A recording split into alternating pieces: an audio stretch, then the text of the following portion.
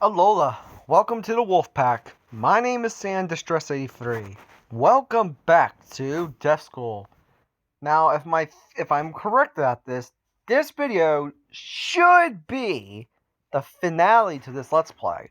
So if you're excited about that potentially happening, make sure let me know in the comments let me know in the comment section down below. Now let's get on with this game. As soon as we fix the audio as well.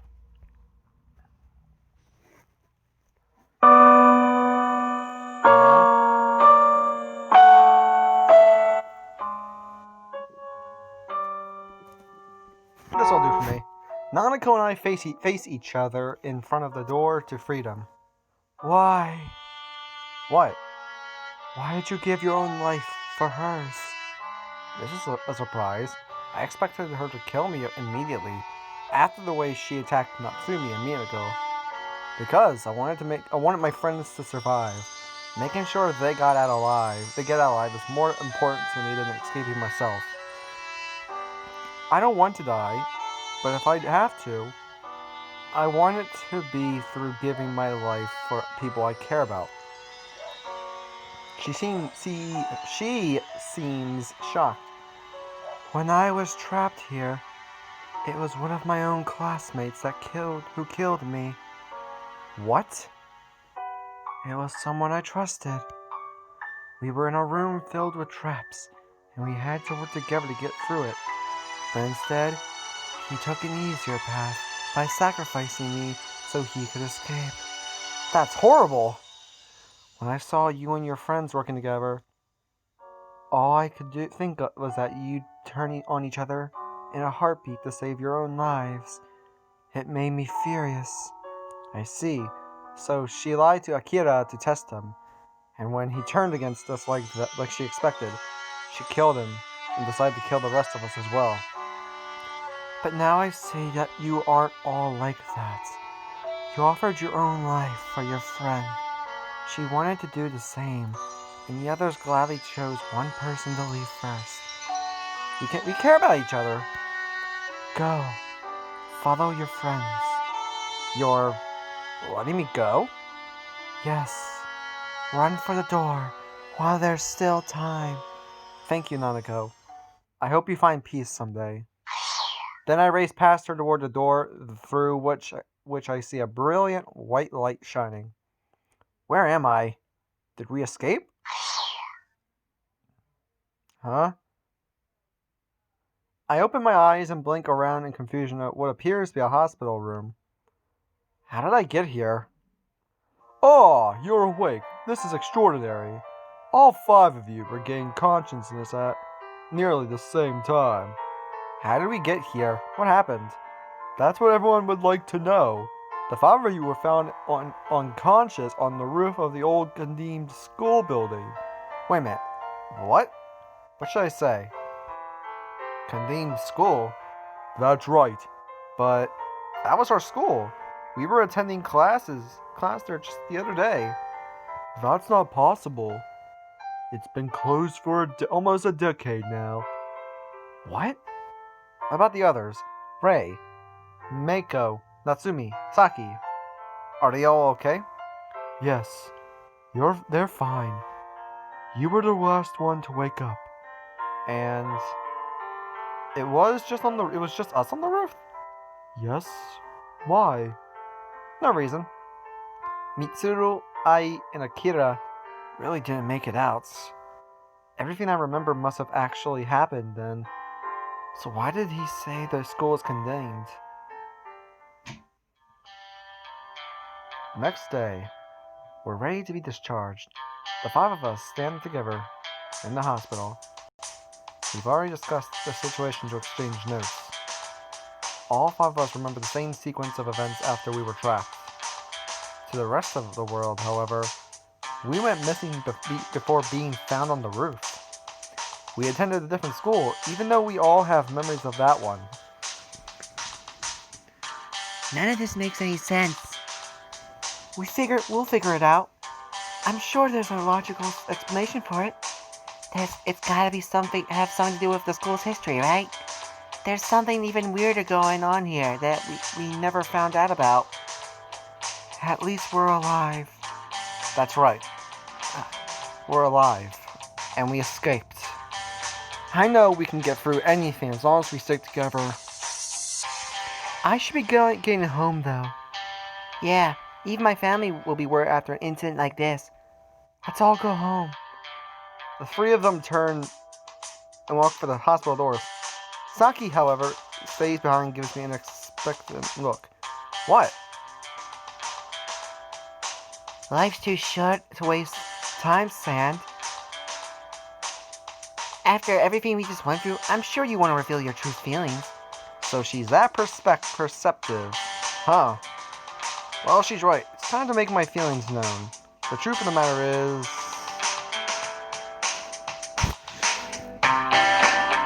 Mako. I'm in love with Mako. The truth has been right there in front of me for a while now.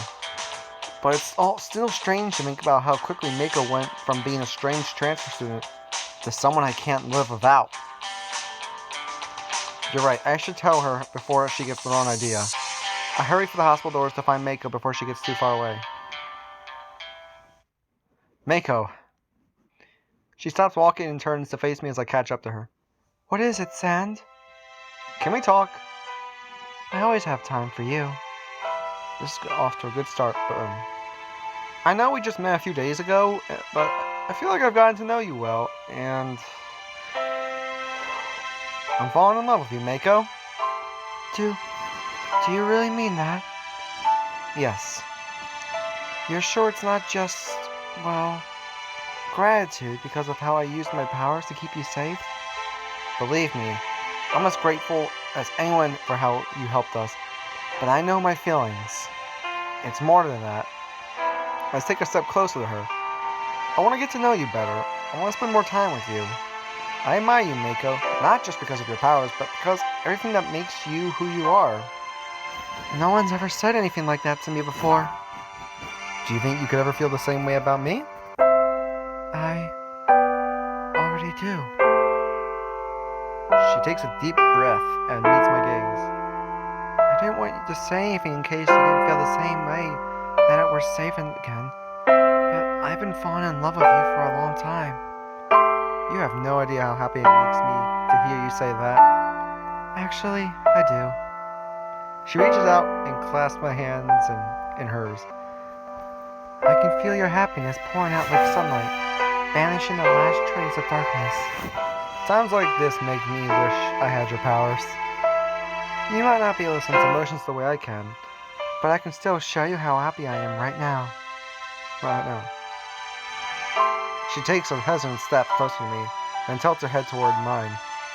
Her kiss is tentative, almost cautious, but that she initiated it all at her all proves how she feels in this moment. I slide my arms around Mako in a gentle embrace and kiss her back. You know you might need to deal with things, don't you? What do you mean? People think I'm weird. If you're dating me, they'll see it the same way. Mako is concerned about how people will treat me? What should I say? We'll prove them wrong. We'll prove them wrong.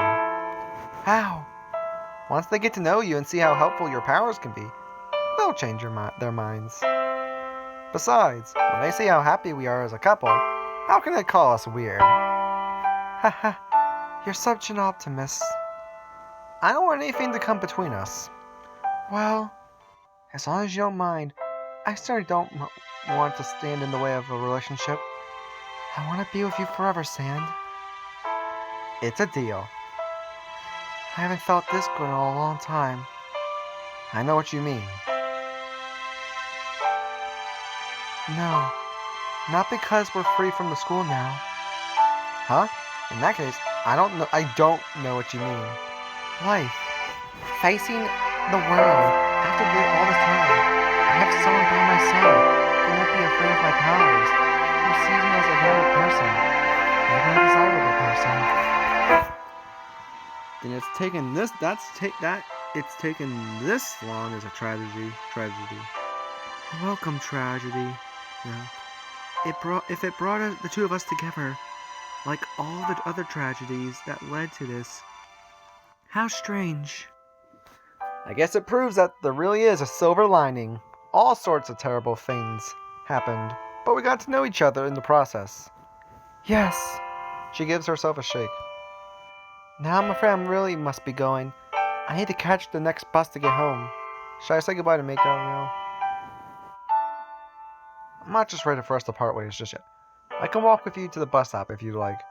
Won't that disrupt your schedule?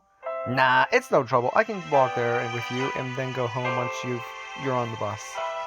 That's sweet of you. I'd like that. She reaches out to me again, and we walk down the street hand in hand. The bus stop is a block away, so it shouldn't take too long to get there. Too bad. I'm enjoying our time together now that both of us have admitted our feelings. Wait, Sand. She abruptly pulls me back before I can take another step. What? What's wrong? Oh. A second later, a bird dropping hits the ground where I had been about to walk. It's so harmless for the sorts of things I've gotten used to Mako warn me about. I can't help but laugh. Always warning me of danger, I see. I sensed something was going to happen, but I couldn't tell what. Thanks for alerting me. Now that the danger has passed, we continue walking. Do you think our classmates will accept me if I use my powers to help them? Or do you think it's better if I hide my powers when I'm around them? You should do whatever makes you feel most comfortable. If they don't like it, that's their problem. I suppose. Either way, you'll have my support. Thank you. That helps a lot. I've actually been thinking about trying to train my ability to sense things. How? I thought I might try to find someone else with similar abilities. I'm sure I'll come across a lot of Claritons. But someone out there must be genuine. That's a good idea. Maybe then I can detect more specific things instead of simply a general sense of danger or that terrible darkness in the school. A lot of it is emotion-based, isn't it? Nanako had so much darkness because she'd been betrayed. Someone she trusted left her behind to die. How terrible. I wonder if she's at rest now. I do not know, and I'm afraid there was a darkness beyond Nanako that is at the heart of the school. She gives herself a shake. What am I doing? Bringing up such terrible things when we should be celebrating. No wonder people find me strange. Don't worry about it, I don't mind. I'm curious about these things too. Then, you'll help me understand my powers? I'll do everything I can. She hugs me tightly and presses her face against my shoulder. We've reached the bus stop, but the bus hasn't arrived yet. Sand, meeting you is the best thing that's ever happened to me. I feel the same way about you. I reach up to cup the side of her face and kiss her again. This one lasts longer. Mako melts against me, and we stand there together at the bus stop as if nothing else in the world exists. I wonder if she can sense how much I don't want this moment to end. I rub my fingers through Mako's hair, and she tightens her embrace. Unfortunately, then, the bus pulls up to the stop, and people begin disembarking. We reluctantly pull apart. Will I see you tomorrow? Of course! I'll be counting down the minutes. Until then, Sand. As Mako boards the bus, a profound sense of peace settles over me. I wish we could stay together now, but I know we'll have more time with each other soon.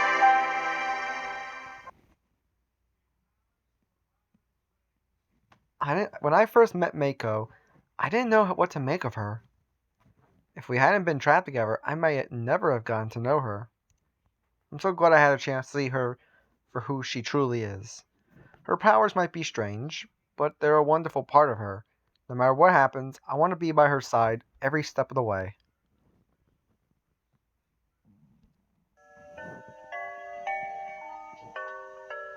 Quite a long time passes before I'm able to work up enough nerve to visit the old school again.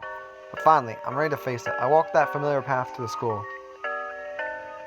Or rather, to the spot where it used to be.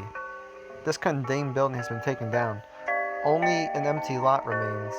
I know I went to school here. I walked this way every day. How can our memories of attending school here be false?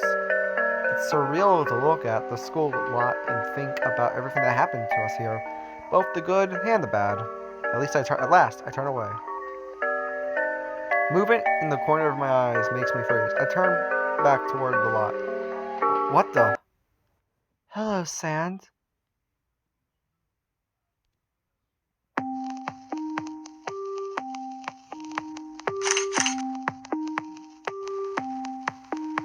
Alright. That's cool. Hello. Oh.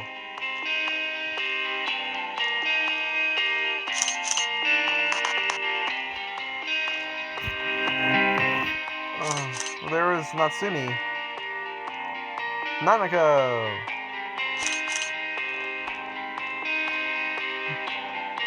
There's Mako. Wow. It feels... Oh.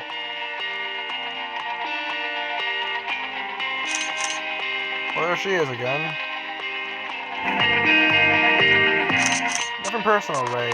I just prefer her more. What?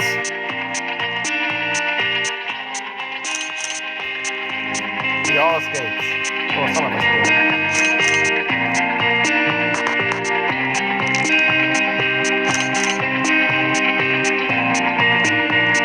I'm surprised this happened. And these are my best friends.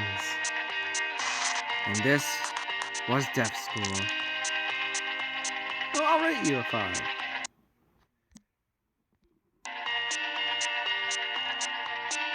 And that's it for this final episode. So thank you all so much for watching the season finale, the final episode for this Let's Play. See you all in the next video. Bye, guys!